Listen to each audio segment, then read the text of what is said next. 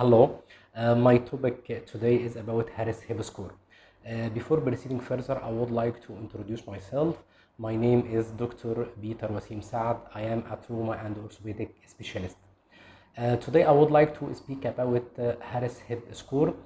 My lecture today is a practical guide for orthopedic surgeons and trainees.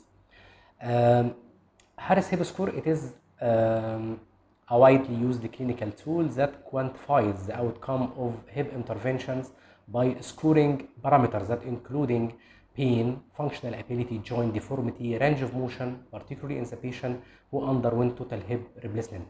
Simply, when you have a patient that underwent total hip replacement or any hip surgery, hemiarthroplasty, fracture fixation, we use Harris Hip Score as a tool to make an assessment for the outcome of this surgery. So the main purpose for this assessment or this score is to objectively assess the hip function recovery after surgical intervention. This score was developed by Dr. William Harris in 1969, designed to evaluate hip surgery outcome, primarily used after total hip arthroplasty. So when we have a score, we have parameters. So parameters is very important to make an assessment for this outcome and using this score. The net result of the score is 100 points. We can divide it into 44 points for pain, 47 points for functions that include gait and activities, 4 points for absence of deformity, 5 points for range of motion. We have parameters for that. Parameters for pain, limb distance, support sitting, interpublic transportation, stairs, put on shoes and socks, absence of deformity, range of motion. We use this chart.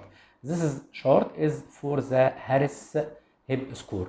We use this chart that includes these parameters. We objectively assess the patient for pain and for the limb and all the parameters. After that, we make a calculation for the net result for that. After calculation, we go to the interpretation of the scores. Score range outcome, when the score is between 90 and 100, it's excellent outcome. When it is between 80 and 89, it is good. Between 70 and 79, it is fair. Below 70, it is a poor outcome. So by using Harris Hip Score, we can make assessment for the outcome for the surgeries. We also have other clinical uses for Harris Hip Score.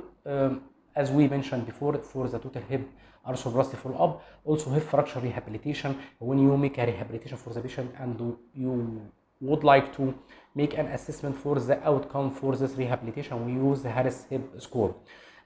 Additionally, we can use it in the research and publications. When we do a research or a comparative study between two methods of fixation, we can use Harris Hip Score to make an evaluation for the outcome of each method in this study.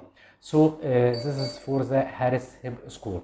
My references for this lecture is from Journal of Bone and Joint Surgery. This is the original publication where Dr. William Harris introduced the Harris Hip Score.